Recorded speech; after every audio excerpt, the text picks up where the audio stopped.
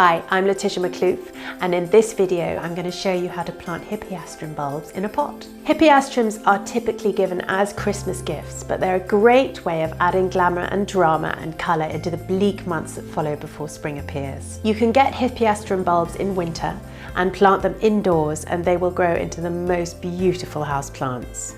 The materials you need for this are your bulbs, a pot to plant them in, you need bulb fibre or potting soil, and a watering can. Soak your bulb first in warm water to let it know that it's time to start growing, and then simply place the bulb on a layer of bulb fibre or potting soil and fill with more fibre. You want to leave up to 2/3 of the bulb showing above the surface of the compost.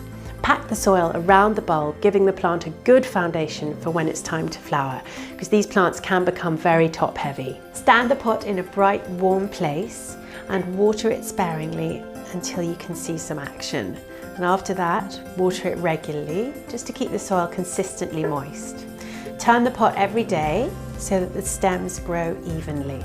To extend the flowering period, move the plant to a cooler room. Within only 6 to 8 weeks, you'll end up with an enormous Hippeastrum that's flowered absolutely beautifully.